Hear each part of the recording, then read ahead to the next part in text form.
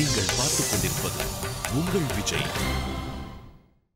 Welcome to Purvika Mobile செந்தேசம் என் மக்கள், powered by Mallis Constructions, co-presented by NTL Call Taxi.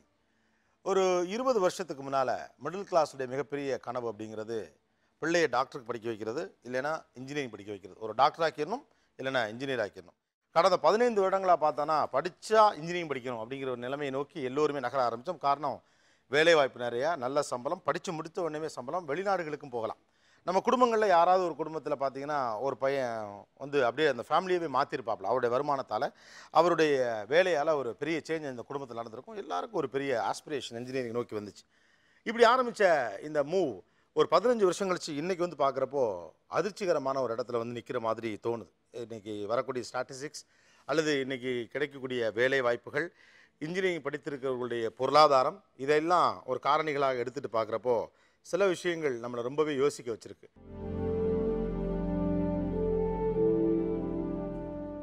இந்த employability ratio எங்கெல்லாம் வேலை கிடைக்குது அப்படிங்கிறது, ஐடி துறையில் வேலை கிடைக்கும் விகிதத்தின் அடிப்படையில் பார்க்குறப்போ டெல்லி மேலே இருக்குது. ஆனால் தமிழ்நாடும் ஆந்திராவும் தான் ரொம்ப பின்னால் இருக்காங்க. பட் இன்ட்ரெஸ்டிங்லி தமிழ்நாட்டிலே ஆந்திராலேயும் நிறைய இன்ஜினியரிங் காலேஜஸ் இருக்குது.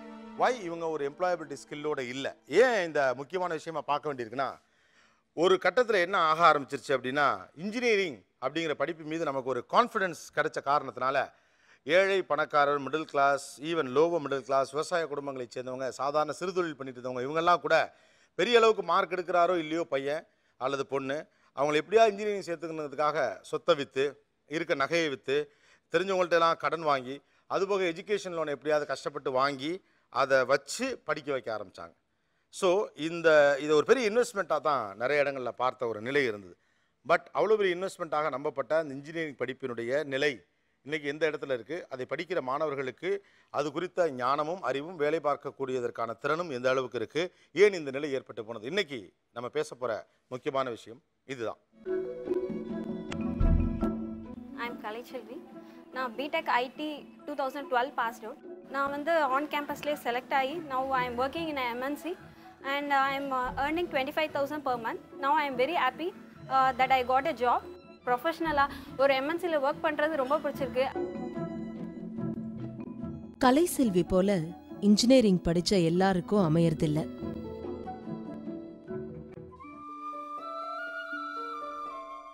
நாகப்பட்டினத்திலிருந்து சென்னை வந்திருக்கிற அபர்ணா கடந்த 2 வருஷமா வேலை தேடிட்டு இருக்காங்க. சென்னை வரக்குள்ள ஐடியில் நல்ல ஜாப் கிடைக்கும் அப்படிங்கிற எதிர்பார்த்து தான் நானும் சென்னை வந்தேன். பட் ஆனால் எனக்கு சென்னை வந்தபோது தான் தெரிஞ்சது ஒரு ஜாப் தேடுறது எவ்வளோ கஷ்டம். சென்னை அப்படியே நரகமாக தெரிஞ்சுது எனக்கு. எங்கே போனாலும் கூட்டம். ஒரு சின்ன கம்பெனி ஆகட்டும், ஒரு வீட்டில் தாங்க இருக்குது ஒரு சின்ன கம்பெனி. அந்த கம்பெனியில் பார்த்தா ஒரு 2 கிலோமீட்டர் 3 கிலோமீட்டருக்கு கியூ நிற்குது. அந்த காம்படிஷனில் என்னால் மேனேஜ் பண்ண முடியலைங்க நிஜமாக. என்னோடய செலவுக்காக அட்லீஸ்ட் நான் சம்பாதிக்கணுங்கிறதுக்காக ஏதாவது ஒரு கிடைக்கிற வேலைக்காவது போவோங்கிறத நிலைமைக்கு நான் தள்ளிடுத்தேன் இன்ஜினியரிங்.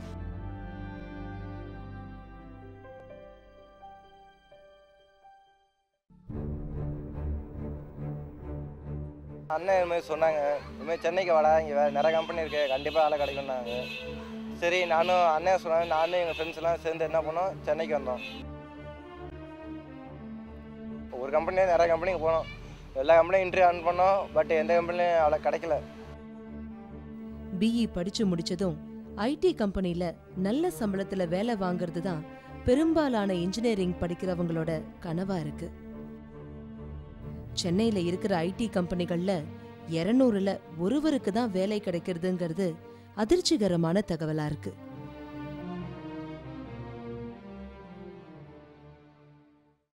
ஒரு ஆவரேஜ் மிடில் கிளாஸ் குடும்பத்துடைய இன்ஜினியரிங் கனவு சில நேரங்களில் எந்த இடத்திற்கு வந்து சேர்ந்து விடுகிறது அப்படிங்கிறத பார்க்க வேண்டியிருக்கு. நான் இங்கே ஒருத்தரோட பேசணும்னு ஆசைப்பட்றேன். முகேஸ்வரன் இங்கே இருக்கார். வாங்க முகேஸ்வரன், பேசலாம்.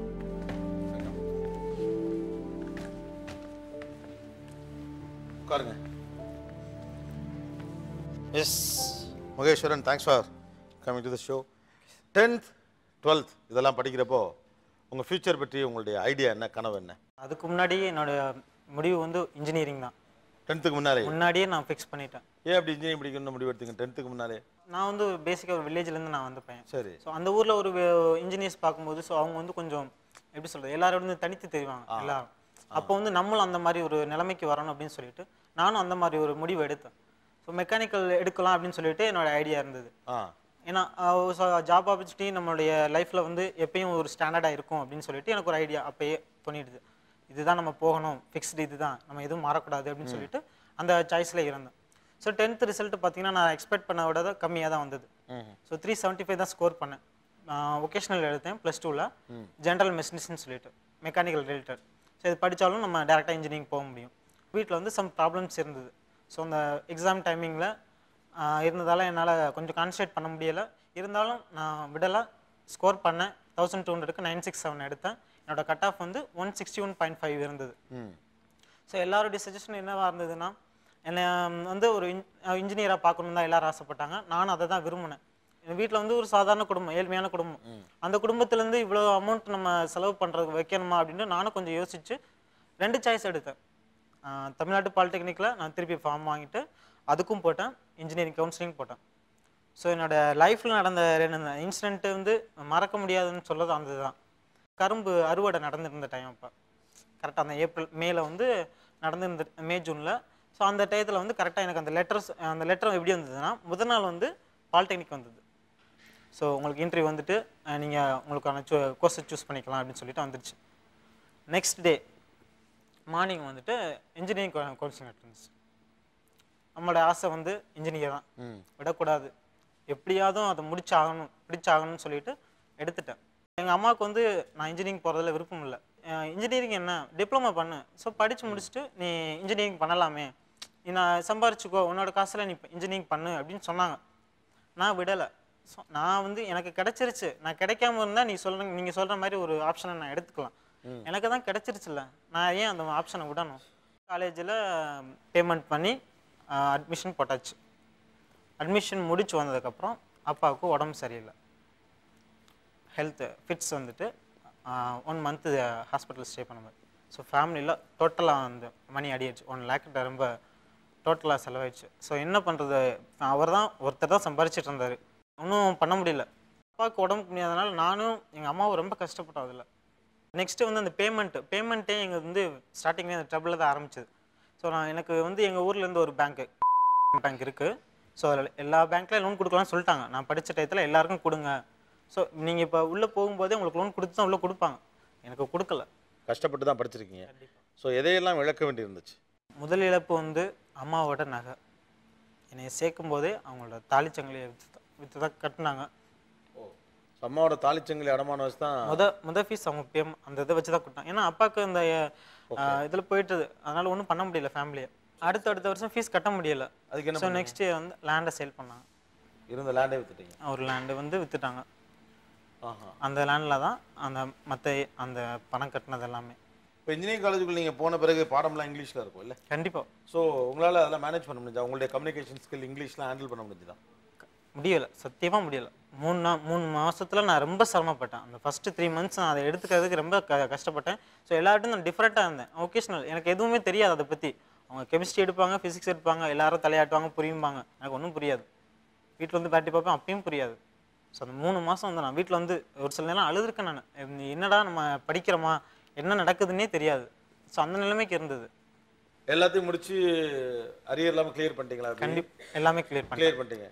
ஸோ முடிச்சுட்டு வெளில வந்த உடனேயும் உங்களோட எய்ம் என்ன? அதுலேருந்து வேலை ஒன்று கிடச்சி ஃபேமிலியை ரன் பண்ணணும். ஸோ நாங்கள் ஜாயின் பண்ண நெக்ஸ்ட் இயர்லேயே ஐடி பூம் ஆயிடுச்சு அப்படின்னு சொல்லிட்டு ஸோ அந்த ஸ்ட்ராட்டஜி போயிட்டுருக்கல ரொம்ப எங்களுக்கே தெரிஞ்சிச்சு. ஸோ ஜாப் வந்து எங்களுக்கு கிடைக்குமா கிடைக்காதுன்ற ஒரு டவுட்ஃபுல் வந்துருச்சு. ஸோ அதுக்காக நாங்கள் ப்ரிப்பரேஷன் எடுத்துகிட்டு இருந்தோம். ஸோ ஃபைனல் இயர் வரும்போது கேம்பஸ்ன்ற ஆப்ஷனில் ஃபுல் அண்ட் ஃபுல் பிபிஓ தான் வந்தாங்க. ஸோ நோ ஐடி கம்பெனி எந்த கம்பெனியுமே வரலை. ஸோ பிபிஓ வந்துச்சு. ஒரு கம்பெனி இங்கே சென்னையில் இருக்க ஒரு கம்பெனியில் செலக்ட் ஆனால் வந்தோம். சரி என்ன ஜாப்னு தெரியாது. ஸோ நம்மளுக்கு வேலை கிடச்சிருச்சு, இங்கே வந்துடணும். பண்ண சம்பளம் அவங்க மென்ஷன் பண்ணியிருந்தது வந்து 8 point something. சரி. இந்த ட்ரைனிங் பீரியடில் வந்து 35 daysக்கு பர் டே 100. ட்ரைனிங் பீரியட் மட்டும் 3.5. ஸோ ஆஃப்டர் தட் நம்ம 6 something ப்ளஸ் இன்சென்டிவ் சேர்த்தா 8 கிடைக்கும். அம்மாவுடைய தாலியை விற்று அடமானம் வச்சு லேண்டை விற்று இதெல்லாம் முடித்து நீங்கள் இன்ஜினியரிங் படிப்பு முடித்து இன்றைக்கி சம்பாதிச்சிட்டு இருக்கிறது 6000 தானா? ஆமாம் 6000 ரூபா. இதை விட கொடுமையில இருக்குது. இப்போ ஜாயின் பண்ணியிருக்க கம்பெனிலாம் அதை விட மோசம், இன்னும் அதை விட கம்மியான சம்பளம் தான். இன்னும் அதை விட கம்மியான சம்பளம்? ஆமாம். உங்களை மாதிரி எவ்வளோ பேர் இருப்பாங்க? எங்கள் ஒர்க் பண்ணுற எனக்கு தெரிஞ்சு எங்களுடைய ப்ராஜெக்ட் சென்டரில் ஒரு 7 சப் ப்ராஜெக்ட் இருக்குது. சில டோட்டலாக வந்து எப்படியும் ஒரு 200ல் ஒரு 100 கிட்ட பிஇ கேண்டிடேட்ஸ் தான் இருக்காங்க. உங்கள்ட்ட எய்ம் வேறு கண்டிப்பாக இல்லை? இதெல்லாம் நம்ம விற்கல கூட அம்மாவுக்கும் சரி நமக்கும் ஒரு சின்ன நம்பிக்கை இருந்திருக்கும்ல, இதெல்லாத்தையும் திரும்ப மீட் முடியும். கண்டிப்பாக நம்ம ஒரு லெவல் அச்சீவ் பண்ணுவோன்றது இருந்தது அவங்களுக்கு. நான் இன்னும் அந்த ஃபோர்ஸை காமிச்சேன். நான் கண்டிப்பாக நம்ம ரீச் பண்ணுவோன்னு சொல்லிட்டு இன் பிட்வீனில் நான் கோர்ஸ் பண்ணேன். அதுக்கும் அவங்க சப்போர்ட் பண்ணாங்க. அவ்வளோக்கும் பேமெண்ட் கொடுத்துட்டே தான் இருந்தாங்க. என்ன எல்லாம் என்ன பண்ண முடியுமோ அதுக்கு அவங்க பண்ணாங்க. அவங்களெல்லாம் ஒரு குத்தம் சொல்ல ஒரு குறை சொல்லவே முடியாது.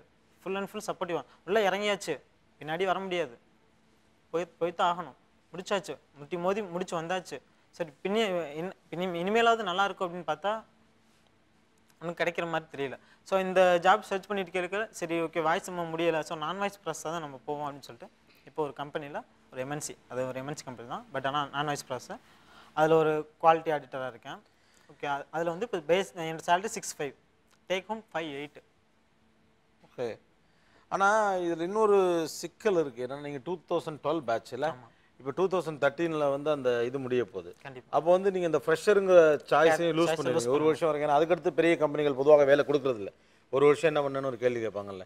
ஆமாம். ஸோ உங்களுக்கு எவ்வளோ நம்பிக்கை இருக்குது நீங்கள் நினச்ச ஒரு சம்பளத்தையோ அல்லது ஒரு வாழ்க்கை மாற்றத்தையோ பண்ணிட முடியும்? கண்டிப்பாக நான் அது இப்போயே நான் ஒரு சில வேக்கன் இன்டர்வியூலேயே போட்டுட்டாங்க. ஸோ 2013 and 12 தான். ஸோ நாங்கள் போயிருக்கல 11 and 12 போட்டிருந்தாங்க.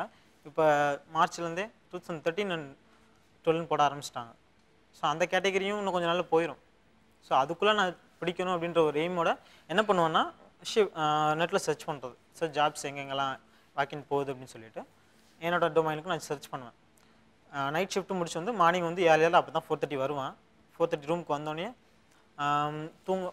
தூக்கம்லாம் பார்க்கவே இப்போலாம் நான் இங்கே வந்து 6 months நான் நல்லா தூங்கவே இல்லை. சொல்லப்போனால் தூங்கலை அப்படி தான் தெரியும். வருவேன், கொஞ்சம் நேரம் அப்படியே 2 மணி நேரம் அதுவும் ப்ரிப்பேர் பண்ணுறது தான். பார்ப்பேன், கொஞ்சம் மெட்டீரியல்ஸ் கொஞ்சம் ரெஃபர் பண்ணிவிட்டு இன்டர்வியூ கிளம்புவேன்.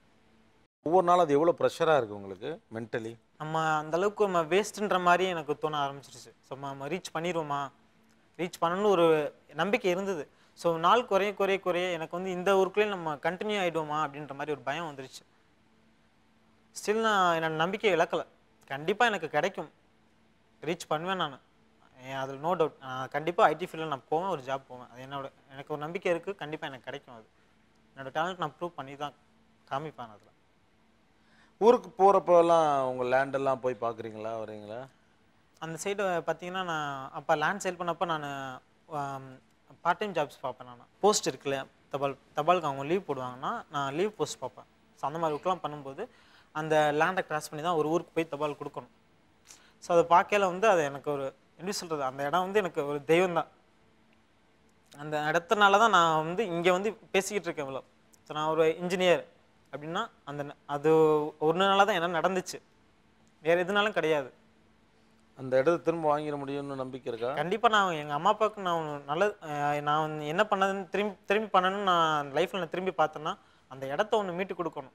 உங்கள் அம்மா இங்கே தானே இருக்காங்க, பானுமதி அம்மா. எவ்வளோ கஷ்டப்பட்டு உங்கள் பிள்ளைய படிக்க வச்சிங்கம்மா? ரொம்ப கஷ்டம் சார். ஏன்னா தாலி அடமானம் வச்சு தான் தாலி செங்கலை விற்றுட்டோம். அப்படியே விற்றுட்டோம், அடமானம்லாம் வைக்கல, 3 செயின் விற்றுட்டு தான் ஃபஸ்ட்டு ஃபீஸ் கட்டணும். ஆரம்பத்தில் நீங்கள் கொஞ்சம் வேணான்னு சொன்னீங்க. ஃபஸ்ட்டு நம்ம கஷ்டமான குடும்பத்தில் நமக்கு படிக்க வைக்க முடியாது, நீ பாலிடெக்னிக் போடான்னு சொன்னேன். அவங்க அப்பா வந்து ஒரே தான், அவன் என்ன சொல்கிறானோ அதுதான் படிக்கணும்னு சொன்னால் அவன் ஒரே முடிவை நான் இன்னும் செத்து போயிடுவேன், இங்கே இன்ஜினியர் தான் நீ படிக்க வைக்கணும்னு சொல்லிட்டான். அப்பாட்ட கொடுங்க. நீங்கள் அவர் ஆசைப்பட்ட படிப்பை படிக்க வைக்கணும் அப்படின்ட்டு படிக்க வச்சுட்டீங்க. பையன் வந்து ஒரே முடிவாக இன்ஜினியரிங் படிக்கத்தே வேணுன்ற ஒரே முடிவு இருக்கிறதுனால படிக்க வைக்கிறேன். நான் எவ்வளோ கஷ்டப்பட்டாலும் நான் படிக்க வைக்கிறதா சொல்லி டிராக்டர் ஓட்டுவேன் சார். பகுதி நேரம் வந்து விவசாய வேலை பார்ப்பேன், நைட்டு தூங்க மாட்டேன். அப்புறம் கடைசியில் லோன் தரேன்னு சொல்லி எங்கள் சர்க்காரில் கையை விரிச்சிட்டாங்க. அப்புறம் என்ன செய்கிறது, இருக்கிற லேண்டை விற்று படிக்க வச்சு சார். அதுபோக எனக்கு ஒரு பிக்ஸுன்னு ஒரு வியாதி வந்துருச்சு. அது வந்து எனக்கு நம்பிக்கை இழந்துட்டேன். 4 வருஷம் படித்தேன். 4 வருஷத்துக்கும் எங்களால் பிடிச்ச இதெல்லாம் செஞ்சேன். திருப்பி ஒரு கேம்பஸ் இன்டர்வியூ வந்துருச்சுப்பா, நான் சென்னைக்கு போகிறேன்னு சொல்லி சொன்னேன். அப்போ பாப்பான்னு சொல்லிட்டு கொண்டு போய் சேர்த்து ஒரு இடத்துல வேலை பார்த்தேன். மாதம் 3000 ரூபா அங்கே கையில் இருந்து நாங்கள் கஷ்டப்பட்டு உழைச்சி அங்கே கொண்டாந்து கொடுத்து இது ஏடிஎம் கார்டில் போட்டு விட்ருவான்.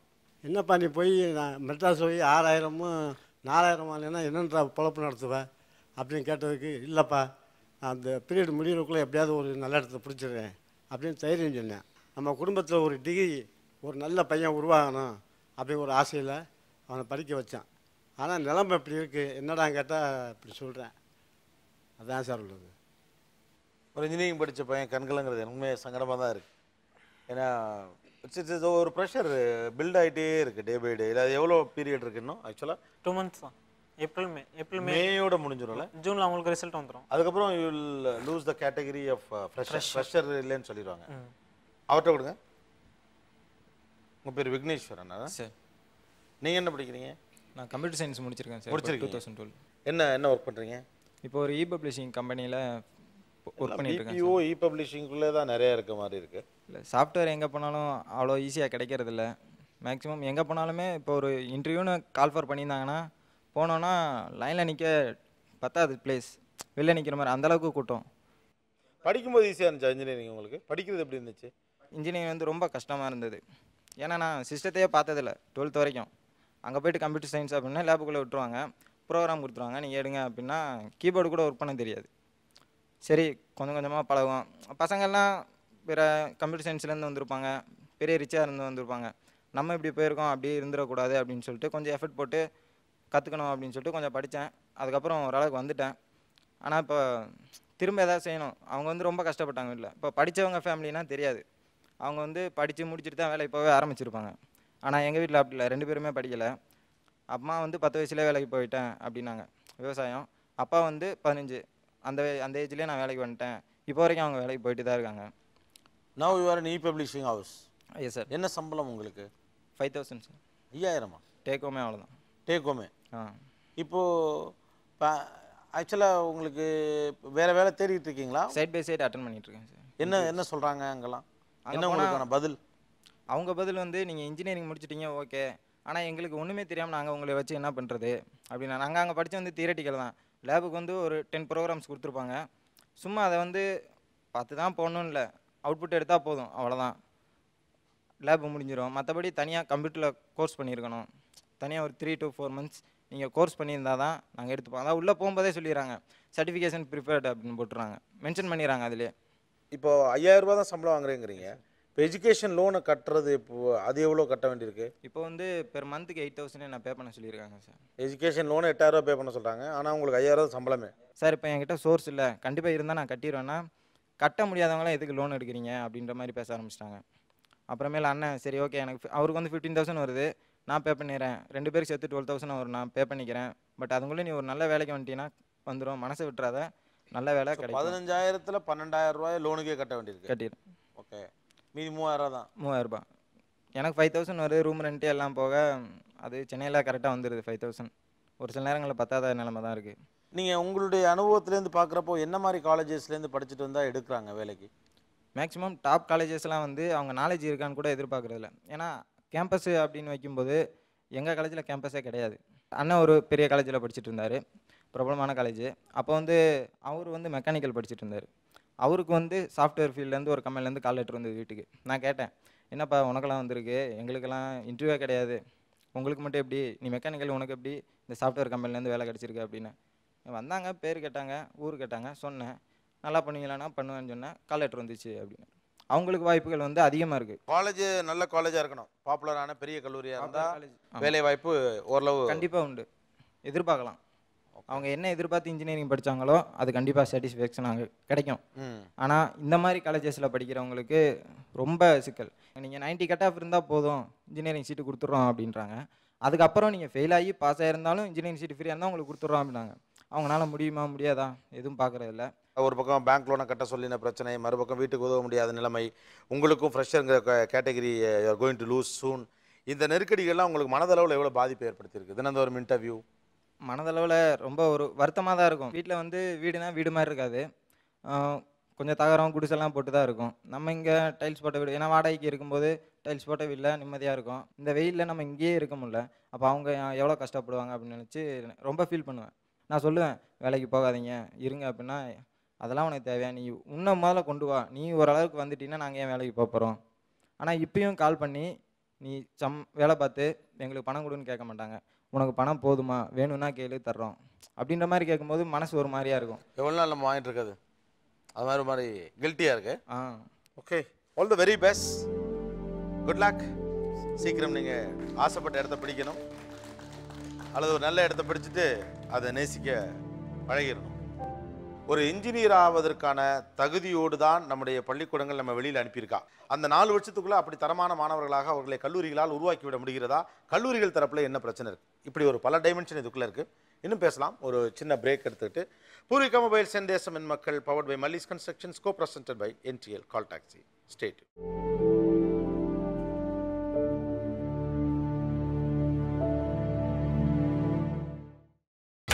நீங்கள் பார்த்துக் கொண்டிருப்பது உங்கள் விஜய்.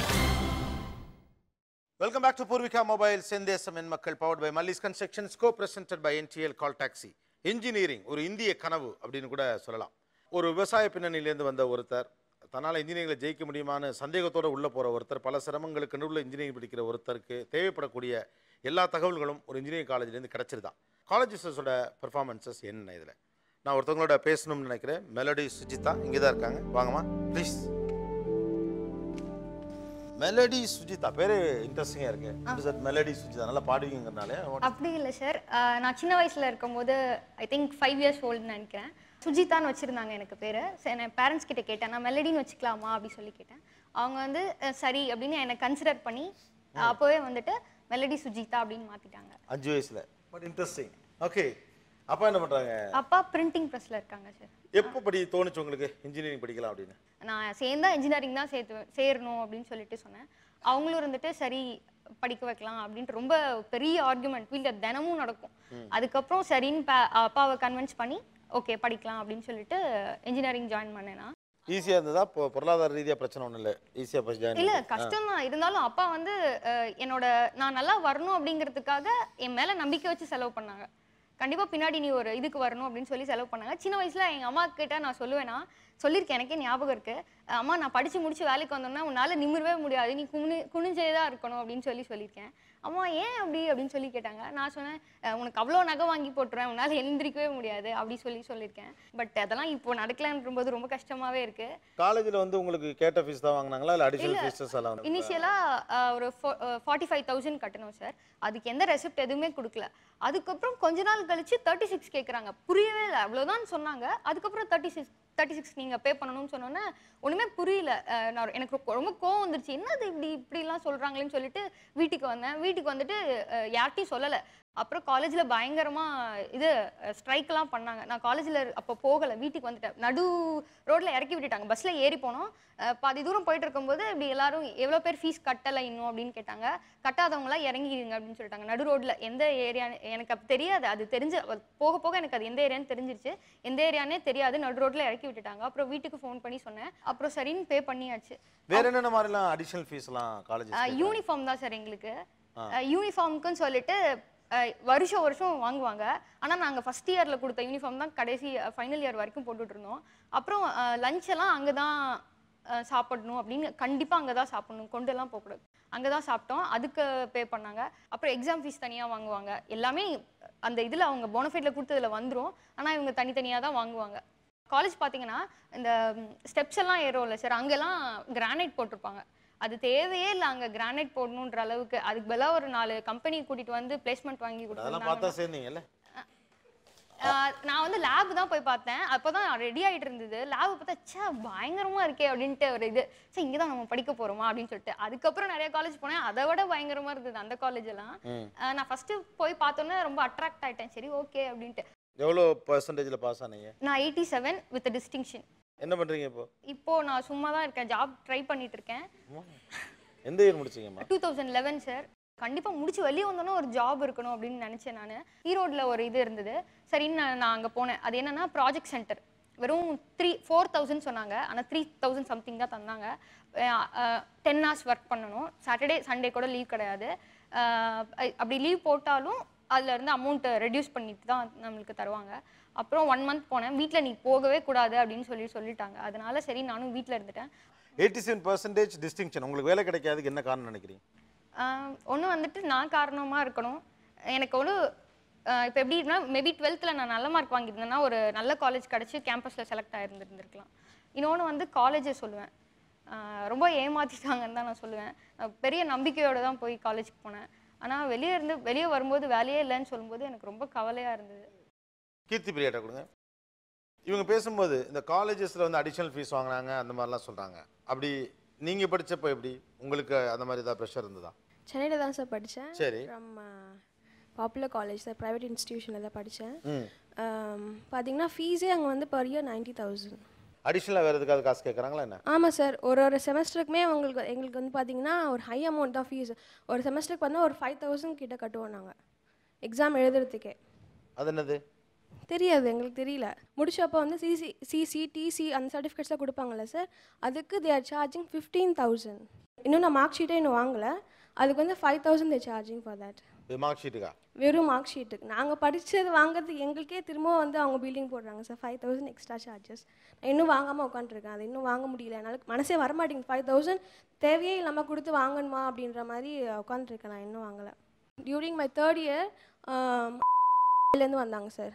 எங்களுக்கு வந்து 1 year certification course in MBA அப்படின்னு சொல்லிட்டு it's very prestige institutions I guess. அங்கேருந்து வந்தாங்க கொடுக்கறதுக்காக வேண்டி. அதாவது 1 year சர்டிஃபிகேஷன் கோர்ஸ் ப்ராமிஸ் பண்ணி வித் பிளேஸ்மெண்ட் கொடுக்குறோம் அப்படின்னு சொல்லி at the end of the year அவங்க கொடுக்குறேன் அப்படின்னு சொல்லிட்டு ப்ராமிஸ் பண்ணியிருந்தாங்க.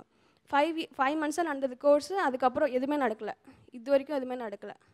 தேர் சார்ஜிங் ஃபீஸ் 1 lakh. 1,00,000 ரூபா. 1,00,000 ரூபா. Lost it. அப்படியே நின்றுச்சு. அது தெரியல சார். நான் கேட்டதுக்கு வந்து சேட்டலைட் ப்ராப்ளம் அது இதுன்னு சொன்னாங்க. அதுக்கப்புறமா அண்ணா நகரில் தான் எங்களுக்கு ஆஃபீஸ் இருந்தது. அங்கே தான் நாங்கள் போய் அப்ரோச் பண்ணுவோம் எதாக இருந்தாலும். அங்கே போய் பார்த்தா the people are absconded. யாருமே இல்லை அங்கே. Mobiles what ever the numbers they have given it's switched off. ஃபர்தராக என்ன பண்ணணும்னு தெரியல. நீ கம்ப்ளைண்ட்ஸ் எதுவும் கொடுக்கலையா? கம்ப்ளைண்ட் அங்கங்கே கொடுத்துட்டு தான் இருக்காங்க. போலீஸ் கம்ப்ளைண்ட் கொடுத்தோம், அப்புறம் கமிஷன் ஆஃபீஸில் போய் கொடுத்துட்டு தான் இருக்காங்க ஸ்டூடெண்ட்ஸு. ஆனால் எல்லாமே இண்டிவிஜுவலாக பண்ணிகிட்டு இருக்காங்க. ஸோ இந்த ஷோக்கு நான் வந்த முக்கியமான காரணம் என்னென்னா, ஐ ஹர்ட் தட் இப்போ 3rd year ஸ்டூடெண்ட்ஸும் அவங்க ரெக்ரூட் பண்ணியிருக்காங்க. மை ஜூனியர்ஸ் சப் ஜூனியர்ஸ் அவங்க ரெக்ரூட் பண்ணியிருக்காங்கன்னு நான் கேள்விப்பட்டேன். ஸோ நான் சொல்கிறது என்னென்னா, இந்த மாதிரி கோர்ஸ் நீங்கள் எடுத்துருந்தீங்கன்னா கண்டிப்பாக ட்ராப் பண்ணிவிடுங்க. It's waste of paying 1 lakh rupees. அஞ்சலிட்ட கொடுங்க. இந்த பிளேஸ்மெண்ட், அதாவது கம்பெனிலேருந்து பிளேஸ்மெண்ட் கிடச்சிடும், ஆனால் வெயிட் பண்ணிக்கிட்டே இருப்பாங்க ரொம்ப நாளாக. அப்படி நிறைய பேர் இருக்காங்களா, உங்களுக்கு தெரியுமா? எனக்கு தெரிஞ்சு என் கசின் பிரதர் கூட இது டாப் 10 காலேஜஸ்லாம் அவன் படித்தான்.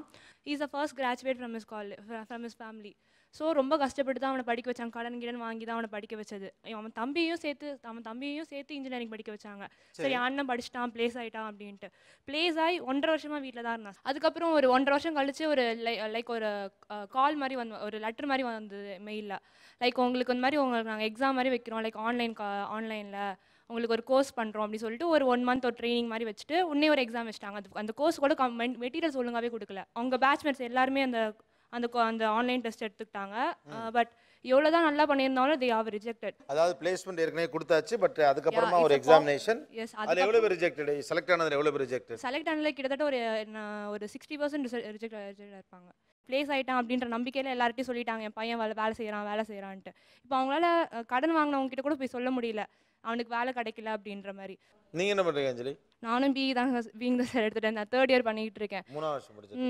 இவங்களெல்லாம் கேட்கும்போது எங்கள் லைஃப் என்ன ஆக போகுதுன்னு எனக்கே தெரியல. இந்த ஃபீஸ் தவிர வேறு என்னென்ன அடிஷ்னல் ஃபீஸ் வந்து வாங்குறாங்க உங்களுக்கு?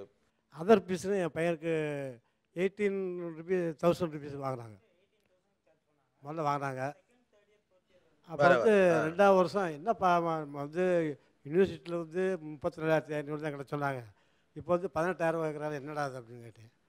இல்லை அவங்க வந்து கேட்குற ஃபீஸ் இது நீங்கள் கொடுத்தாங்க அப்படின்ட்டான். அதுக்கான ஒரு அத்தாரிட்டி லெட்டர் எதுவுமே கொடுக்குறதில்ல. அடிஷ்னல் ஆனால் வாங்குறாங்க. ஆமாம், ஆனால் வாங்கிட்டு ஒரு விலை பேசிட்டு போயிட்டு வாங்க சொல்லிட்டாங்க. 2வது மறு வருஷம் போகும்போது 10,000 ரூபா கட்டுங்க அப்படின்ட்டாங்க. அது 4 வருஷத்துலேயும் வந்து 48,000 ரூபா நான் வந்து அனாமத்தான் கட்டியிருக்கேன். ஃபீஸ் 32,500 ரூபா கவர்மெண்ட் ப்ரிஸ்கிரைப் பண்ணது. கூடுதல் 32,500 ரூபா கட்டி ஆகணும். பஸ் ஃபேர் 32,500 ரூபாயா? பஸ் ஃபேர் 10,000 ரூபா போட்டுருவாங்க. ஸ்டேஷ்னரின்னு போட்டு 5,000 ரூபா போடுவாங்க. ஒரு ஸ்டேஷ்னரியும் கைக்கு வராது. ரெக்கார்ட் புக் 4 ரெக்கார்ட் புக் கையில் கொடுப்பாங்க ஸ்டேஷ்னரின்ற பேரில். அடுத்தது food, morning breakfast, afternoon lunch compulsory அங்கே தான் எடுத்தாகணும். அதை கொடுக்குற மணிக்கு ஒர்த்தான்னு கேட்டால் கிடையாது. இன்ஃப்ராஸ்ட்ரக்சர், டீச்சர்ஸ் குவாலிஃபிகேஷன், அதாவது அவங்க பாடம் நடத்தும் திறன், அது சரியில்லை அப்படிங்கிறது யார் பக்கம்? பின்னால் அந்த பிரிண்ட்டை கொடுங்க. நான் வந்து என்னோட காலேஜில் சிசிஎன்ஏன்னு ஒரு கோர்ஸ் இருந்தது, சிஸ்கோ சர்டிஃபைட் நெட்வொர்க் அப்ளிகேஷன். அதில் பார்த்தீங்கன்னா 3000 rupees லாஸ்ட் செமஸ்டரில் எங்களுக்கு 3 month கோர்ஸு. வீக்லி ஒன்ஸ் வருவாங்க, வந்து டீச் பண்ணுவாங்க. மேக்ஸிமம் அது வந்து 1 hour ஒரு ஹாஃப் டே வச்சுருந்தாங்கன்னா மினிமம் ஒரு ½ an hour தான் எடுப்பாங்க. கிளியராக நான் எக்ஸாமே எழுதலை. அதில் எழுதுகிற அந்த எக்ஸாம் அவங்க வச்ச அன்னைக்கு எங்களுக்கு ஆனுவல் டே ஏதோ ஒரு ப்ரோக்ராம் இருந்தது, நான் போயிட்டேன், எழுதவே இல்லை. அது பார்த்தீங்கன்னா எனக்கு ஃபர்ஸ்ட் கிளாஸ் வித் டிஸ்டிங்ஷன் போட்டு கொடுத்துருக்காங்க. எல்லாருக்கும் என்னோட ஃப்ரெண்ட்ஸு எல்லாருக்குமே ஃபர்ஸ்ட் கிளாஸ் வித் டிஸ்டிங்ஷன். நான் எழுதவே இல்லை, 100% நான் எழுதவே இல்லை. பரீட்சையே எழுதாம சர்டிஃபிகேட் கொடுத்தா சந்தோஷம். பட் இப்போ எனக்கு அது யூஸ் கூட இல்லை. கிளாஸ் ரூம்ஸ் இன்ஃப்ராஸ்ட்ரக்சர்லாம் காமிச்சப்போ you'll have projectors in each and every class room. சரி, நான் நினச்சேன் ப்ரொஜெக்டர்னா இன்ஜினியரிங் சம்மந்தப்பட்ட வீடியோஸ் நிறையா காமிப்பாங்க. எல்லாமே மேனுஃபேக்சரிங் ரைட் ஃப்ரம் எலக்ட்ரானிக்ஸ்லேருந்து ஐடி வரையும் நிறைய வீடியோஸ் யூடியூப்பில் போட்டால் நம்மளுக்கே தெரியும். நான் அப்படி தான் நினச்சேன். பட் ஃபர்ஸ்ட் இயர் ஃபுல்லாக எங்களுக்கு ஒரு paper WhatsApp power point presentation கூட நடந்தது கிடையாது. எல்லா ஃபெசிலிட்டிஸுமே இருக்கும். எல்லா ஒரு பெரிய அக்ரிடேஷன் வாங்குறதுக்காக எல்லா மெஷினரிஸுமே இருக்கும். பட் ஸ்டூடெண்ட்ஸ் போய் அதை போய் தொட்டு படிக்க முடியாது. ஏன் அலோ பண்ண மாட்டாங்க. அது வருஷம் சரஸ்வதி பூஜை அன்னைக்கு எண்ணெயை போட்டு வைக்கிறதோட சரியாக போச்சு. அதுக்கப்புறம் அதை தொடவே விட மாட்டாங்க. வெளியே நின்று வேடிக்கை பார்த்தாலே விரட்டுற டெக்னீஷியன்லாம் இருக்கிறாங்க. அதெல்லாம் ஏன் பார்க்குறேன், இங்கே வா போ. மேபி அந்த மிஷினை தொட்டால் தான் தெரியும் உள்ளே எதுவும் மோட்ரு இருக்கா என்னங்கிறது அப்புறம் தான் தெரியும். ஏன்னாங்க அதுக்காக தான் இங்கே பக்கத்தில் கூட போக விட மாட்டாங்க. நிறையா விஷயங்கள் வந்துட்டுருக்கு. நான் சொன்ன மாதிரி இன்ஜினியரிங்கிறது ஒரு இந்திய கனவுனே சொல்லலாம். அந்த இந்திய கனவு நிறைவேறிக்கிட்டு இருக்கா, சிதைஞ்சிக்கிட்டு இருக்கா. Stay tuned with us. இது பூர்விகா மொபைல்ஸ் என் தேசம் என் மக்கள், powered by Mallis Constructions, co-presented by NTL Call Taxi. Stay tuned.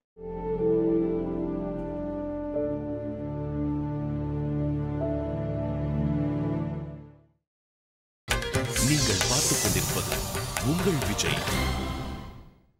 Welcome back to Poorvika mobiles என் தேசம் என் மக்கள், powered by Mallis constructions, co-presented by NTL Call Taxi. எப்போ ஒரு இண்டஸ்ட்ரி பெரிதாக வளர ஆரம்பிக்குதோ அதோடு சார்ந்த வியாபாரமும் கூட வளர ஆரம்பிச்சிருது. குறிப்பாக இந்த இன்ஜினியரிங் இண்டஸ்ட்ரியை பொறுத்த வரைக்கும் வேலை அப்படிங்கிறத ஒரே டார்கெட்டாக இருக்குது. பல நேரங்கள் விமர்சனத்துக்குரியதும் அதுதான். வேலைங்கிற ஒரே விஷயத்தை நோக்கி தான் நிறைய பேர் போயிட்டு இருக்க காரணத்தினால அதுக்குள்ளேயும் நிறைய மோசடிகள் இருப்பதாக ஒரு கம்ப்ளைண்ட் இருக்குது. ஃப்ரெண்ட் ஒருத்தர் சஜஸ்ட் பண்ணார், ஏதாவது ஒரு கன்சல்டன்சி அந்த மாதிரி இதில் ஏதாவது தெரிஞ்சவங்க மூலியமாக ஏதாவது ரெக்கமெண்ட் இல்லாட்டினா பணம் ரெடி பண்ணி ஏதாவது கன்சல்டன்சியில் கொடுத்து பண்ணிங்கன்னா உங்களுக்கு வேலை கிடைக்கும் அப்படின்ற மாதிரி சொன்னேன். ஒரு கன்சல்டன்சியை கேட்டேன், 80,000 கொடுத்தா தான் வந்து 25,000 சேலரிக்கு நமக்கு கிடைக்கும் அப்படின்ற மாதிரி சொன்னாங்க. கொடுத்தேன். அவங்க சொன்ன மாதிரி ஒரு ஜாப் கிடச்சிச்சு. 1 month ஒர்க் பண்ணேன். 1 month ஒர்க் பண்ணதுக்கப்புறம் அவங்க சேலரி கொடுத்தாங்க. சேலரி ஸ்லிப் வாங்கி பார்த்தா அது பார்த்து தெரிஞ்சு 5,000 தான் கொடுத்தாங்க. கொஞ்சம் கழிச்சு பார்த்தா கன்சல்டன்சி அந்த இடத்துலேயே அந்த ஃபுல்லாக ஆப்ஸ்கண்ட் ஆகி கிளம்பிட்டாங்க. எங்கே போனாங்கன்னு தெரியல, கான்டாக்ட் நம்பரு எதுவுமே எல்லாமே சுவிட்ச் ஆஃப். என்ன நடந்துச்சுன்னே தெரில.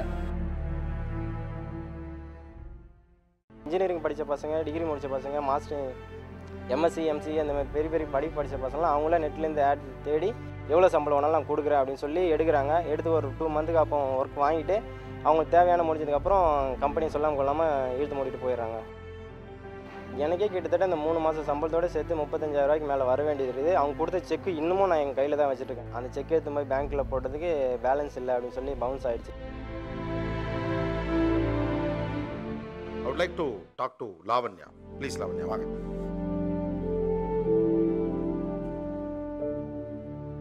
சொல்லுங்க லாவண்யா, உங்களுக்கு எப்படி இன்ஜினியரிங் படிக்கணுங்கிறது உங்கள் ஆசையா இல்லை வீட்டில் இருக்கவங்க ஆசையா? எதனால் இன்ஜினியரிங் படிக்கணும்? பேரண்ட்ஸோட ஆசை. உங்களுக்கு இன்ஜினியரிங் சேரணும்னு இன்ட்ரெஸ்ட் இருந்துச்சா இல்லை பேரண்ட்ஸ் சொன்னதுனால படிச்சீங்க? சுத்தமாக விருப்பம் இல்லை. சுத்தமாக விருப்பம் இல்லை. அம்மா அப்பா சொன்னதுனால தான் ஜாயின் பண்ணேன். ஏன் பிஇ படிக்கணும்னு சொன்னாங்க? பொருளாதார நிலைமை தான் ஃபஸ்ட்டு வந்து இருந்தது. பிகாஸ் எனக்கு தம்பிங்க 2 பேர் தான் வீட்டில். எங்கள் ஃபேமிலின்னு பார்த்தா நான் தான் மூத்த பொண்ணு. ஸோ தம்பிங்க 2 பேர் என்ன படிக்கணும்னு ஆசைப்பட்றாங்களோ அதை படிக்க வைக்க வேண்டிய கடமை உன் கையில் இருக்குது. ஏன்னா ஜாயின்ட் ஃபேமிலியில் இருக்கிறதுனால உன்னையே நான் கஷ்டப்பட்டு நான் படிக்க வச்சுருவேன். உன்னையும் படிக்க வச்ச பிறகு தம்பிங்களை படிக்க வைக்கிறதுக்கு ஒரு பண வசதி எனக்கு இருக்குமா என்னங்கிறது எனக்கு தெரியாது. நீங்கள் போய் படித்து நல்லா சம்பாரிச்சா உங்கள் தம்பிங்களை படிக்க வைக்கணும் அப்படிங்கிற மாதிரி ஒரு ஐடியா. இப்போ கோர்ஸ் முடிச்சிட்டீங்களா? முடிச்சிட்டேன் சார். முடிச்சிட்டீங்களா? போஸ்டிங் கிடைச்சிருச்சா? வேலை கிடைச்சிருச்சா? அப்பாயின்மெண்ட் கிடைச்சது, ஆனால் இன்னும் வேலை கிடைக்கல. அப்பாயின்மெண்ட் கிடைச்சிருச்சு, வேலை கிடைக்கல. லெட்டர் கிடைச்சது. எந்த வருஷம் பாஸ் அவுட் நீங்க? 2012 கேம்பஸ்லயே செலக்ட் ஆனேன். 10,000 கட்டி தான் வாங்கினேன். 10,000 கட்டி வாங்குனீங்களா? அந்த லெட்டர் ஒரு நீங்க செலக்ட் ஆயிட்டீங்க அப்படிங்கிற எனக்கு ஒரு அப்ரூவல் லெட்டர் கொடுக்கிறதுக்கு எனக்கு 10,000 கேட்டாங்க. யாரு? ஆக்சுவலாக எங்கள் காலேஜ் வந்து கன்சல்டன்சி மூலமாக தான் அந்த கம்பெனி கூப்பிட்டு வந்தாங்க. சரி. அந்த கன்சல்டன்சிக்கு கொடுக்குறதுக்குன்னு சொல்லி 10,000 கேட்டாங்க. உனக்கு வேலை கிடைக்கும் இல்லைன்னா 10,000 பணம் கிடைக்கும் அப்படிங்கிறாங்க. எனக்கு இன்னமும் ரெண்டுமே கிடைக்கல. இங்கே இருக்கக்கூடிய இன்ஜினியரிங் ஸ்டூடெண்ட்ஸுக்கு இந்த மாதிரி இஷ்யூ இருக்கா? வேலை கிடைப்பதற்காக பணம் கொடுத்தேன் அல்லது என்ன பணம் கேட்டார்கள்? நான் வந்து காலேஜில் பணம் எதுவும் பே பண்ணல. தனியாக வெளியில் வந்து ட்ரை பண்ணும்போது பசங்க வந்து முன்னாடி ஜாயின் பண்ணிட்டாங்க, என்கிட்ட சொல்லலை. நான் வேலைக்கு போயிட்டுருக்கேன் அப்படின்னு சொன்னாங்க. கான்டாக்ட் பண்ணும்போது எப்படிடா வேலை கிடச்சிதுன்னா, ஃபஸ்ட்டு போனேன், இனிஷியலாக ஒரு 60,000 பே பண்ணுங்கள், பெர் மந்த் உங்களுக்கு 15,000 சேலரி கொடுக்குறோம், ஃபஸ்ட்டு 6 மந்த்துக்கு தான் அது, அதுக்கப்புறம் 20 ஆக்கிடுவோம், 1 இயர் கழிச்சு உங்களோட 50,000 நாங்கள் ரிட்டர்ன் பண்ணிடுவோம் அப்படின்னு சொல்லிட்டாங்க. நான் அதுக்கு போயிட்டுருக்கேன் அப்படின்னேன். யாருக்கிட்ட பே பண்ணுறாங்கண்ணே? இது அங்கே அந்த ஆஃபீஸில் அங்கே போய் இன்டர்வியூ அட்டன் பண்ணும்போது நீங்கள் மணி பே பண்ணீங்கன்னா உங்களுக்கு நாங்கள் வேலை கொடுக்குறோம் ப்ளஸ் சேலரி தரோம். கம்பெனியை நேரடியாக அப்படி சொல்லுதா இல்லை கன்சல்டன்சி சொல்கிறாங்க? கம்பெனி, அதாவது அது ஒரு செக்யூரிட்டிக்காக தான். நீங்கள் வந்துட்டு ஒரு 6 மந்த்தில் வெளில போயிட்டீங்கன்னா நாங்கள் என்ன பண்ணுறது உங்களுக்கு ட்ரெயின் பண்ணதுக்கப்புறம் அப்படின்ற மாதிரி பேசினோன்னே இவங்களும் சரி ஓகே அப்படின்னு மணி பே பண்ணி ஒரு 2 மந்த்ஸ் போயிட்டு இருந்திருக்காங்க. ஃபஸ்ட் மந்த் சேலரி தரல. ஒரு 45 டேஸ் கிட்ட வரும்போது மற்ற பசங்க எல்லாம் பணம் கட்டிட்டாங்க. நானும் பிளான் பண்ணேன், சரி நம்ம இன்னும் வேலை தேடி முடியாது, அது இப்படியே போயிடலாம், ஒரு நல்ல வாய்ப்பு கிடைக்கிது, வீணாக்க வேணாம் அப்படின்னு சொல்லிட்டு கட்டலான்னு போகும்போது அன்னைக்கு மார்னிங் தான் ஃப்ரெண்டு ஒருத்தன் கட்ட போகிறான். நான் பேப்பர் எடுத்து பார்க்குறேன், இப்படி ஏமாற்றிருக்காங்க தாம்பரத்தில் ஒரு ஆஃபீஸு அப்படின்னு சொல்லி பேப்பரில் போட்டிருக்காங்க. பார்த்து போட அங்கே ஒன்று போட்டிருக்காங்க அப்படின்னு சொல்லி அதை படித்து பார்த்தா அதே அந்த கம்பெனி நேம் தான் இங்கே இருக்குது. அப்புறமேட்டு பசங்கிட்ட கேட்குறேன், எங்களுக்கு 1 வீக் முன்னாடி தான் தெரியும், மற்றவங்ககிட்ட சொல்ல முடியல, சங்கடமாக இருக்கு ஏமாந்துட்டோன்னு அப்படின்னு அவன் சொல்கிறான். அப்போ அந்த பேப்பரை பார்க்கலன்னா இவனும் போய் பே பண்ணியிருப்பான். என்னாச்சு அந்த கம்பெனி? அதுக்கப்புறம் அந்த கம்பெனியில், அதாவது அது ஒரு கல்யாண மண்டபம் வாடகைக்கு எடுத்து பண்ணியிருந்துருக்காங்க. பணம் ஒரு எங்கள் கிளாஸில் மட்டும் ஒரு 10 பேர்கிட்ட பே பண்ணியிருக்கிறாங்க. 60,000 ரூபாய். 60,000. இது மாதிரி அங்கே போகும்போது பார்த்தா ஒரு 500 பேர்கிட்ட இருந்திருக்காங்க. பசங்கிட்ட சொன்னேன், என்னாச்சு இப்படி ஆயிடுச்சுல, சரி வீட்டுக்கு எல்லாம் இன்ஃபார்ம் பண்ணிடுங்க ஃபஸ்ட்னா, வீட்டில் சொல்ல முடியாது, எல்லாம் கஷ்டப்பட்டு படிக்க வச்சுட்டாங்க, இன்னொரு வருஷம் கோர்ஸ் படிக்கிற மாதிரி நினச்சிக்கங்கன்னு சொல்லி தான் பணம் வாங்கினோம் எல்லாரும். 60,000 சும்மா இல்லை, எல்லாம் கட்டிட்டாங்க, ஏமாந்தாச்சு. ஹெச்ஆர் பர்சனாலிட்டி யாராவது வந்திருக்கீங்களா? நீங்கள் ஃபுல் எபிசோடு பார்த்தீங்க. இவங்க நிறைய கம்ப்ளைண்ட்ஸ் வைக்கிறாங்க, ரைட்டா? எஸ்பெஷலி இப்போ ஹெச்ஆர் வந்து பணம் வாங்குறாங்க அப்படின்னு. How to you see that? இல்லை, ரொம்ப வருத்தமாக தான் இருக்குது. அது நடக்குதுன்னு சொல்கிறேன், நானும் சொல்லலை, இல்லை நடக்கலைன்னு சொல்லலை. நானும் ஹெச்ஆரில் இருக்கேன், 6 வருஷமாக இருக்கேன். சில இடத்துல நடக்குது, எனக்கும் தெரியும். இந்த கிராஜுவேட்டுக்கிட்டேருந்து ஒரு வேலைக்கு அவரை நீங்கள் எடுத்துக்கிறதுனா அவர்கிட்ட என்னென்ன தகுதிகள் எதிர்பார்க்குறீங்க ஆஸ் எ ஹெச்ஆர்? 60% தான் ஜென்ரலி பெரிய கம்பெனிஸ் பார்த்தீங்கன்னா. ஒரே ஒரு இது மட்டும் என்னென்னா 10th 12th இன்ஜினியரிங் 3த்துலேயும் 60% இருக்கணுன்றாங்க. கேம்பஸில் போகிறப்போ அவங்கள தான் கூப்பிடுவாங்க. ஓகே. அது ஏன்னா ஆக வந்து நான் 10th மார்க் கம்மி, அடுத்து 12th மார்க் கம்மி, அதுக்கப்புறம் யாரையாவது பிடிச்சி ஒரு சீட்டு வாங்கி உள்ளே போனால் உங்கள் கேம்பஸில் என்னை எடுக்க மாட்டீங்க. இப்போ ரொம்ப மெஜாரிட்டி ஐடி கம்பெனியில் எடுக்க மாட்டாங்க. ஆனால் நிறைய பிள்ளைகள் பார்த்தீங்கன்னா கிராமத்துலேருந்து இப்போ இன்ஜினியரிங் படிக்க வர்றாங்க இந்த ஜெனரேஷனை பொறுத்த வரைக்கும். இப்போ இவங்களுக்குலாம் நிறைய நேரங்களில் பிளேஸ்மெண்ட் கிடைக்கல அப்படின்னு ஒரு வார்த்தை இருக்குது. பசங்கள்லாம் சொல்கிறப்ப கூட ஒரு பெரிய காலேஜ்லேருந்து படிச்சுட்டு வந்தால் வேலை கிடைக்கிது, ஒரு சின்ன காலேஜ்லேருந்து நாங்கள் நல்ல மார்க் எடுத்தால் கூட வேலை கிடைக்கல அப்படிங்கிறாங்க.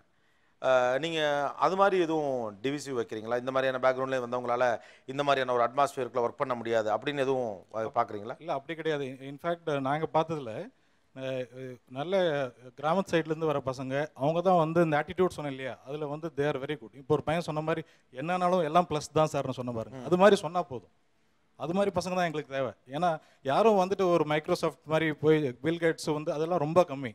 மீது 99% வந்து டீமாக தான் ஒர்க் பண்ணி தான் தேர் producing a product.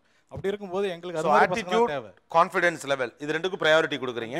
60% 10th standard 12th standard and டிகிரியில் இருக்கணும். வேறு யாராவது ஹெச்ஆர் வந்திருக்கீங்களா? என்ன குவாலிஃபிகேஷன் நீங்கள் எதிர்பார்க்குறீங்க? பிகாஸ் எம்ப்ளாயி ஒரு பக்கம் நாங்கள் நல்லா படிக்கணும்னு பசங்க சொல்கிறாங்க, ஆனால் உங்களுக்கு வேலை கிடைக்க மாட்டேங்குது. So what are the criterias நீங்கள் வச்சிருக்கிறீங்க and what are the skills you are expecting from a student to be an employer? ஸ்கோர்ஸை விட அவங்க எடுக்கிற மார்க்ஸை விட we expect if they have the updated knowledge. இப்போ கரண்ட் சிச்சுவேஷனில் என்ன நாலேஜ் தேவைப்படுது அப்படின்ற மாதிரி அட்வான்ஸ்ட் அப்டேட்டட் நாலேஜ் அப்படின்ற மாதிரி எதிர்பார்க்குறோம். டெக்னிக்கல் சைடில் டெக்னிக்கல் சைடில் நிறைய பேருக்கு இப்போ இருக்கக்கூடிய முக்கியமான கம்ப்ளைண்ட் என்னென்னா, எனக்கு அப்பாயின்மெண்ட் ஆர்டர் வந்துருச்சு அல்லது நான் செலக்ட் ஆகிட்டேன், பட் ஸ்டில் எனக்கு இன்னும் வேலைக்கு கூப்பிடலை. Is it happening? Yeah, it's happening actually. Why? ஒரு ப்ராஜெக்ட் ஆரம்பிக்கும் போது தான் நமக்கு வந்து we would require agents or we would require candidates for that. ஒரு பேட்ச் ஸ்டார்ட் பண்ணுறதுக்கு கண்டிப்பாக ஒரு குறிப்பிட்ட பீரியடாவது தேவைப்படுது. அந்த மாதிரி பீரியடில் கடைசி நேரத்தில் வந்து நம்ம எல்லாரையும் கூப்பிடணும் அப்படின்னு இல்லாமல் ஒரு குறிப்பிட்ட நாளுக்கு முன்னாடியே இவங்களெல்லாம் நம்ம செலக்ட் பண்ணி அடுத்து வரப்போகிற ஒரு ப்ராஜெக்ட்டுக்கு முன்னாலே ஆள் எடுத்துக்கிறீங்க. ஓகே. பட் 1.5 வருஷம் வரைக்கும் எனக்கு வேலையை கொடுக்கல அப்படின்னு சொல்கிறாங்களே. இப்போது சில பேருக்குலாம் அப்பாயின்மெண்ட் ஆர்டர் ஆகி 1.5 வருஷம் வரைக்கும் உங்களுக்கு ப்ராஜெக்ட் வரலன்னா 1.5 வருஷம் என்ன பண்ணுவான்? அது எப்படின்னா கேம்பஸ் இன்டர்வியூவில் அந்த மாதிரி நடக்கும். இப்போது காலேஜ் முடிச்சுட்டு வெளில வரும் போதே இப்போ போனால் தான் நமக்கு வந்து பெஸ்ட்டு ஸ்டூடெண்ட்ஸ் கிடைப்பாங்க அப்படின்றதுக்காக ப்ராஜெக்ட் வருது வரலன்னு தெரியாமலே போய் கேம்பஸ் இன்டர்வியூ எடுத்துகிட்டு செலக்ட் பண்ணி வச்சுருப்பாங்க. Then they will wait till they get the project. Okay, ஒருவேளை ப்ராஜெக்ட் கிடைக்கலன்னா? Okay, silence give me the answer. Okay, mister Gunasekar எங்க இருக்கார்? நீங்கள் என்ன ஒர்க் பண்ணுறீங்க சார்? சார் நான் head of the department of ஒரு ப்ரைவேட் செல்ஃப் ஃபைனான்சிங் இன்ஜினியரிங் காலேஜில் ஹெட் ஆஃப் தி டிபார்ட்மெண்ட்டாக இருக்கேன். ஹெச்ஓடி. எஸ், நீங்கள் சொல்லுங்களேன். ஒரு பையன் உள்ளே வரான், படிக்கிறான், மார்க் எடுக்கிறான், அவனை இதெல்லாம் முடிச்சு வெளியில் வர்றான். ஆனால் வெளியில் வர்ற பையன் வேலை செய்வதற்கான அல்லது அந்த பொண்ணு வேலை செய்வதற்கான தகுதி உடையவராக இல்லைன்னு கம்பெனிஸ் சொல்லுது. அது உங்களுக்கும் தெரியும். கண்டிப்பாக.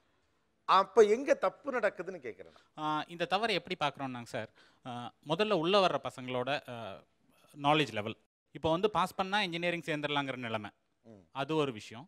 இன்னொன்று ஆசிரியர்கள் யார் டீச்சர்ஸாக வர்றாங்க அப்படிங்கிறது, யார் டீச்சர்ஸாக வர்றாங்க, டீச்சர்ஸோட குவாலிஃபிகேஷன், இவங்க ரெண்டு பேர்த்தையும் வழி நடத்துறதுக்கு ஒரு நல்ல மேனேஜ்மெண்ட் தேவைப்படுது.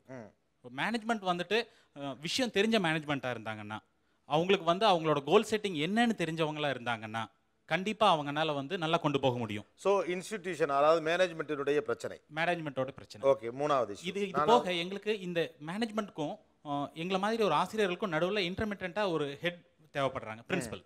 இப்போ பிரின்சிபல் வந்துட்டு ஒரு லாங் விஷனோட இருக்கிற காலேஜஸ் எல்லாமே கண்டிப்பாக நல்லா பண்ண முடியும். புரியுது. ஆனால் இவ்வளோ முயற்சி பண்ணி அவன்கிட்ட எம்ப்ளாயபிலிட்டி ஸ்கில் இல்லைங்கிறாங்களே. ஓகே, அட்மிஷன் இஷ்யூ இருக்குது, இதெல்லாம் இருக்குது, அது மீறி தான் அவங்க உள்ளே எடுத்துக்கிறோம். Where it is lacking sir. நீங்கள் பேசிக்கலாக இன்றைக்கி ஒரு மெடிசன் ஸ்டூடெண்ட்டை பார்த்தீங்கன்னா இன்டரும் முடிச்சுட்டு இன்டர்ன்ஷிப் முடிச்சுட்டு வெளியே வரும்போது அவனால் ஒரு பேஷண்ட்டுக்கு அவனால் ட்ரீட் பண்ண முடியுது. ஏன்னா அவனுடைய டோட்டல் கோர்ஸுமே ப்ராக்டிக்கல் ஓரியன்ட். இவங்களுக்கு வந்து ப்ராஜெக்ட் ஒன்று கொடுக்குறாங்க சார், அது வந்து லாஸ்ட் செமஸ்டரில் கொடுக்குறாங்க, அது ஒரு 3 பேரை வச்சு செய்கிறாங்க. ப்ராஜெக்ட் வந்து மினி ப்ராஜெக்ட் ஆரம்பிக்கணும் சார். ஒவ்வொரு செமஸ்டர்லேயும் ஒவ்வொரு பாடத்துலையும் மினி ப்ராஜெக்ட் ஆரம்பிக்கணும். ஒரு இன்ஜினியர்னா சார், ஒரு காலேஜ் வந்து என்ன பெருமைப்பட்டுக்கிறோம்னா, எங்கள் காலேஜில் இருந்து இந்த ஸ்டூடெண்ட் இதை இன்வென்ட் பண்ணான்னு சொல்லி பெருமைப்பட்டுக்கணுமே தவிர 100% பிளேஸ்மெண்ட் சொல்லி ஒரு பெருமைப்படுற அதுக்கு பேர் இன்ஜினியரிங் காலேஜே கிடையாது. அது not at all is engineering college.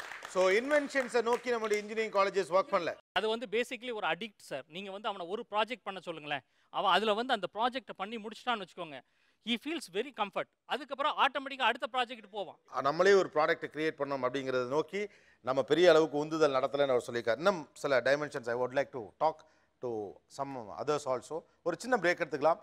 Poorvika mobiles, என் தேசம் என் மக்கள், powered by Mallis constructions, co-presented by NTL, Call Taxi.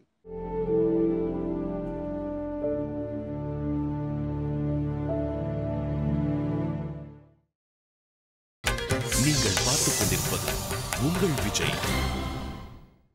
Welcome back to Poorvika mobiles, என் தேசம் என் மக்கள், powered by Mallis constructions, co-presented by NTL, Call Taxi. ஒரு இன்ஜினியரிங் இண்டஸ்ட்ரியில் ஒரு இன்ஜினியரிங் படிப்புங்கிறது இன்னோவேஷன் நோக்கி நகரணும்.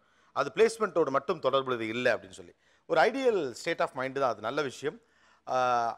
அதை சப்போர்ட் பண்ணக்கூடிய ஒரு முக்கியமான விஷயம் இங்கே இருக்குது. இன்ஜினியரிங் இண்டஸ்ட்ரியிலேருந்து PhD பண்ணுறவங்க ஒவ்வொரு வருடமும் 6 லட்சம் இன்ஜினியரிங் மாணவர்களில் 1000க்கும் குறைவானவர்கள் PhD செய்கிறாங்க. இன்ஃபேக்ட் இது ஒரு அப்ளைட் சயின்ஸ் அப்படின்னாலும் கூட கண்டுபிடிப்புகளை நோக்கி புதிய புதிய தொழில்நுட்பங்களை உருவாக்க வேண்டும் என்பதை நோக்கி இவர்கள் நகர்த்தப்படவில்லை அப்படிங்கிற ஒரு சோஷியல் இஷ்யூவையும் இதில் பார்க்க வேண்டியது. Now I would like to talk to 2 important people. ஒருவர் ஹெச்ஆரில் இருந்தவர், மனிதவள மேம்பாட்டு வல்லுநர் திரு சோம வள்ளியப்பன் அவர்கள். இன்னொருவர் திரு கிழக்கு பதிப்பகம் பத்ரி அவர்கள். Please sir.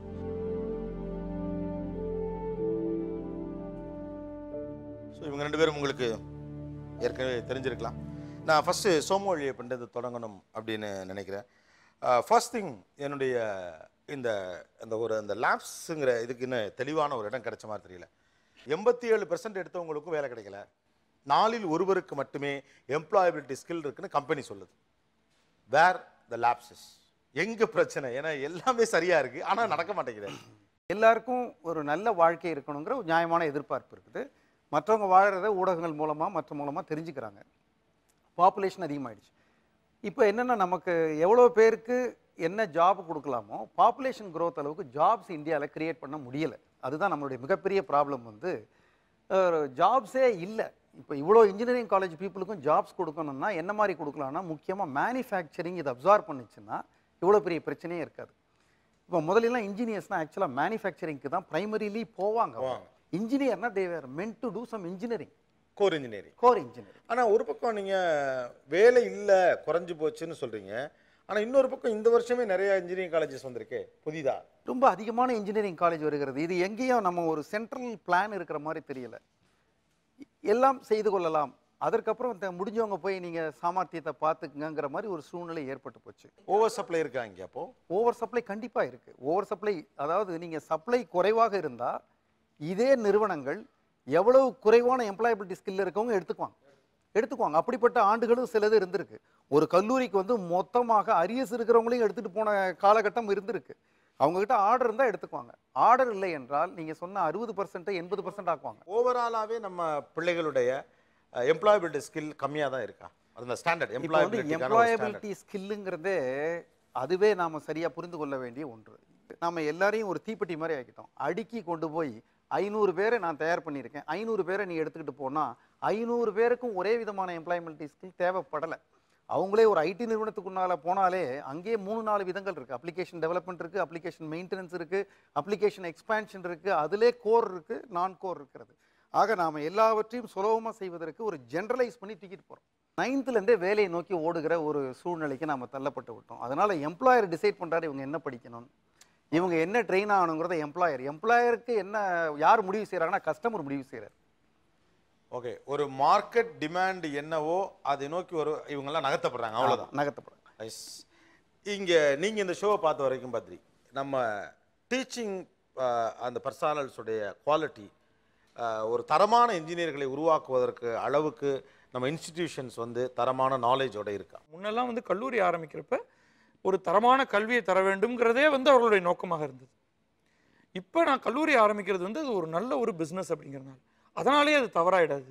ஆனால் எங்கே அடிப்படையில் தவறு இருக்குன்னா, அது என்னுடைய தொடர்ந்து நான் அதை பார்த்துட்டு வரதுனால எனக்கு தோன்ற கருத்து என்னென்னா, இன்றைக்கு வந்து அரசாங்கம் எவ்வளவு நீங்கள் கட்டணம் வாங்கி பாடத்தை நடத்தலாம்னு சொல்கிறாங்களோ அதில் உண்மையில் வந்து எந்த ஒரு பொறியியல் கல்லூரியும் நடத்த முடியாதுங்கிறது தான் உண்மை. அப்போ வந்து ஒரு தரமான இன்ஜினியரை உருவாக்க ஒரு கல்லூரிக்கு இன்னமும் பணம் தேவைப்படுது, பணம் நிறைய தேவைப்படுது.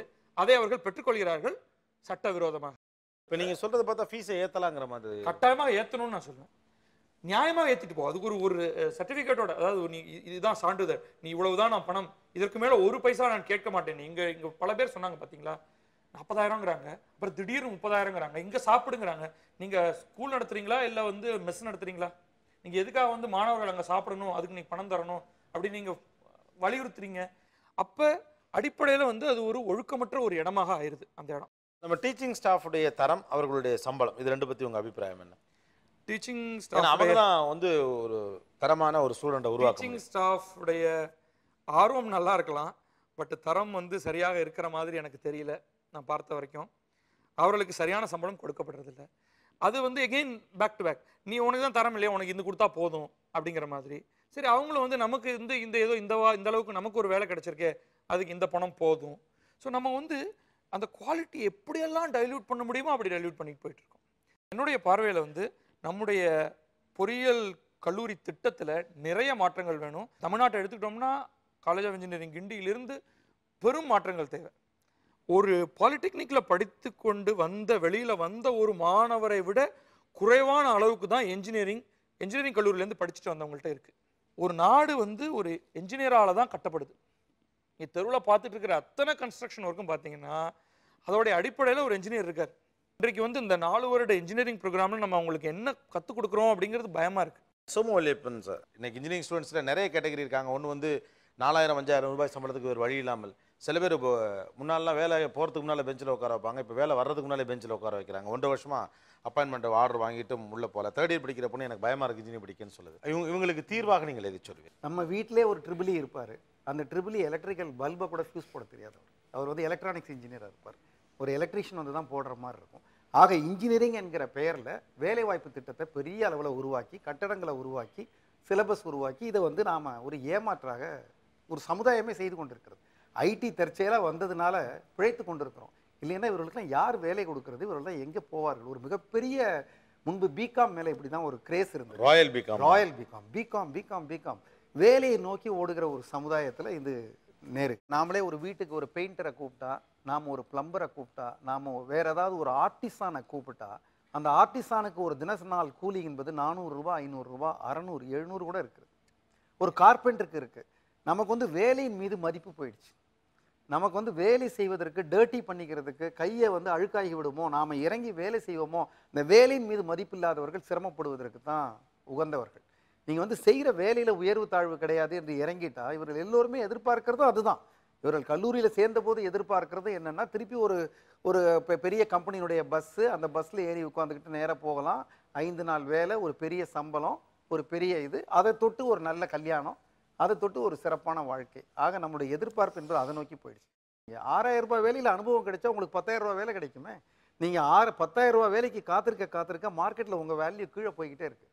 இப்போ நீங்கள் சொன்னாங்க ஏன் 2011 செலக்ட் பண்ணலைன்னா, ஆஃப் கேம்பஸில் என்ன பிரச்சனைனா, ஒரு வருடம் சும்மா இருந்தவர் வந்து அவருக்கு மதிப்பு குறைவு. அதனால் இன்ன வேலை என்று பார்க்காம இன்ஜினியரிங் தொடர்பான வேலைகள் நீங்கள் பற்ற ஆரம்பிங்க. நீங்கள் ஒரு சின்ன எவ்வளோ ஒர்க் இருக்குது. நீங்கள் வந்து மைக்ரோ என்டர்பிரைசஸ் மூலமாக நீங்கள் பெருசாக எல்லாருக்கும் அந்த ஆண்டர்பிரினர் ஸ்கில் இருக்குமா என்று சொல்ல முடியாது. ஆனால் நான் சந்தித்தேன். நான் வந்து என்கிற ஒரு அமைப்பு இருக்கிறது, மதுரையில் இருக்கிறது, ஈரோடில் இருக்குது, பல இடங்களில் இருக்குது. அந்த யங் ஆண்டர்பிரினர் ஸ்கூலுக்கு நான் போயிருந்தேன். என்னை காலையில் வரவேற்க வந்தவர், ரயில்வே ஸ்டேஷனுக்கு வந்தவர் என்னுடைய புத்தக மூட்டையை தூக்கிட்டார். தூக்காதீங்க தம்பி, நான் தூக்கிட்டார். நான் யாரோ ஒரு அந்த எஸ்ல வேலை பார்க்குறாரு நினைச்சேன். சாயங்காலம் பார்த்தா அவர் தான் தலைவராக அங்கே உட்காந்துருக்கிறார். அவர் வந்து அண்ணா யூனிவர்சிட்டியில் பிஇ படிச்சிருக்கிறாரு. அவரை ஒரு சிறப்பான தமிழகத்தில் இருக்க ஒரு நல்ல நிறுவனத்துக்கு அவர் ப்ராஜெக்ட் ஒர்க்கு போயிருக்காரு. கிரைண்டிங் வீல் பண்ணுறதை பார்த்துருக்கிறாரு. 2வது வருடத்துலேருந்து அவருக்கு ஆர்வம் வந்துருச்சு. கிரைண்டிங் வீலை பற்றிய முழுக்க ஆராய்ந்து கொண்டே இருந்திருக்கிறார். ஃபேக்கல்ட்டிகிட்ட கேட்டிருக்காரு, எல்லாம் பண்ணார். 4வது வருஷம் முடிஞ்ச உடனே ஒரு ப்ராஜெக்ட் ரிப்போர்ட் தயார் பண்ணி IDBIயில் கொண்டு போய் கொடுத்து, எந்தவித செக்யூரிட்டியும் இல்லாமல் அவருடைய ப்ராஜெக்ட் ரிப்போர்ட் பேசிஸில் 1.5 கோடி ரூபாய் அவர் கடன் கொடுத்து இஸ் எம்ப்ளாயிங் 50 பீப்புள் டுடே. நீங்கள் வந்து கடன் வந்து ஒரு ஒரு முழுமையாக நீங்கள் வந்து அனுபவம் இல்லை. நீங்கள் அனுபவம் இல்லாத படிப்பு என்பது வேலைக்கு ரொம்ப சிரமம். வெறும் 6000 ரூபாய் சம்பளம் என்பது ப்ராப்ளம் இல்லை, அதை ஏற்றுக்காமல் இருக்கிறது ஒரு ப்ராப்ளம் இன்னைய சூழ்நிலையில். ஈவன் தோ உங்களுக்கு பெரிய சம்பளம் வேண்டும் என்றாலும் கூட நீங்கள் அந்த சின்ன வேலையை கையில் எடுத்துங்க, because market is not doing good now அப்படின்னு. Stay tuned with us. இது பூர்விகா மொபைல்ஸ், என் தேசம் என் மக்கள், powered by Mallis constructions, co-presented by NTL call taxi. Stay tune.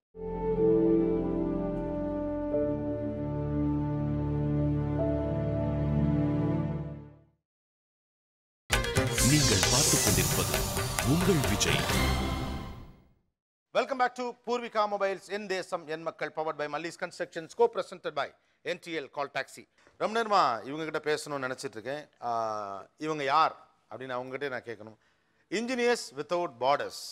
நீங்க எல்லாரும் இதை பத்தி கேள்விப்பட்டிருக்கீங்களா அப்படின்னு தெரியல. யாருக்காவது தெரியுமா இன்ஜினியர்ஸ் வித்தவுட் பார்டர்ஸ் பத்தி? நீங்களே சொல்லுங்க. கோகுல். தமிழகத்தில் பார்த்தீங்கன்னா 12,534 பஞ்சாயத்து இருக்குது. அத்தனை பஞ்சாயத்துலேயும் இன்னமும் மக்கள் வந்து 3 விஷயத்தை தான் பேசிகிட்டு இருக்காங்க. தண்ணி, லைட்டு, இது எலக்ட்ரிசிட்டி. 3த்துக்குமே சொல்யூஷன்ஸ் கிடையாது. Till now government is facing a huge problem on that. But we engineers simply sit together and think about hear the news. போயிட்டு தொட மாட்டோம், எதுவும் பண்ண மாட்டோம். What all the people he was talking about, sir was talking about practical job. This is what EWP wants to bring. இது வந்து ஒரு kind of society. நீங்க போய் ஒரு காலேஜஸா இதுக்கான மெம்பர்ஷிப் எடுக்கிறீங்களா? திருவண்ணாமலையில் இருக்கிற காலேஜ்ல 100 student we have enrolled in that. And those people started a project. அங்க பக்கத்துல இருக்கிற பஞ்சாயத்து அடாப்ட் பண்ணிருக்காங்க. Those people are second year student. இதெல்லாம் free service. Free service. It is a volunteer and we will guide them. சமூக தேவைகளுக்கு அவர்களுடைய அறிவை பயன்படுத்தக்கூடிய ஒரு முயற்சி தான் உங்களுடைய இன்ஜினியர்ஸ் வித்தவுட் பார்டர்ஸ். 2 விஷயத்துக்காக நம்ம படிக்கலாம். ஒன்று வந்து மார்க்கெட் டிமாண்டை மீட் அவுட் பண்ணுறதுக்காக படிக்கிறது, இன்னொன்று சோஷியல் டிமாண்டை மீட் அவுட் பண்ணுறதுக்காக படிக்கிறது. பெரும்பாலும் இன்னைக்கு நம்ம எல்லாரும் மார்க்கெட் டிமாண்டை மீட் அவுட் பண்ணுறதுக்கு தான் படிக்கிறோம். அந்த மார்க்கெட் டிமாண்டை மீட் அவுட் பண்ணுறதுக்காக படிக்கிறப்போ ஆப்வியஸ்லி இந்த சிக்கல்கள் நம்ம சந்திச்சு தான் ஆகணும். அது உங்கள் மேலே இருக்கக்கூடிய குற்றமாக நான் சொல்லலை. பட் யங்ஸ்டர்ஸ்க்கு அந்த ஒரு சின்ன ஃபீல் வேணும். I should use my knowledge for the society. அதுதான் சோஷியல் டிமாண்டுக்காக படிக்கிறேன். ஹானஸ்ட்டாக சொல்லணும்னா இன்னைக்கு நம்ம சமூகத்துக்கு நிறைய தேவைப்படுது, நிறைய இண்டஸ்ட்ரிக்கு நிறைய தேவைப்படுது. இது ஒரு முக்கியமான பாயிண்ட். நம்ம உச்சநீதிமன்றம் 2004 சொன்னது, இந்த நாட்டில் கல்வி ஒருபோதும் வியாபாரமாக இருந்ததில்லை, அவ்வாறு மாறுவது நம் நாட்டின் உணர்வுக்கும் ஒழுக்கத்திற்கும் பண்பாட்டுக்கும் எதிரானதுன்னு 2004 நம்முடைய சுப்ரீம் கோர்ட் ஒரு விஷயம் சொன்னிச்சு. நம்ம அப்படி தான் மாறி இருக்கோம். Thank you all. It's a good show. மீண்டும் இன்னொரு சந்தர்ப்பத்தில் இதே ஷோவில் இன்னொரு சப்ஜெக்ட், மக்கள் தேர்வு செய்த ஒரு சப்ஜெக்ட் பற்றி பேசுவோம். இது பூர்விகா மொபைல்ஸ், என் தேசம் என் மக்கள், powered by Mallis constructions, co-presented by NTL call taxi. Thank you. Thanks for coming.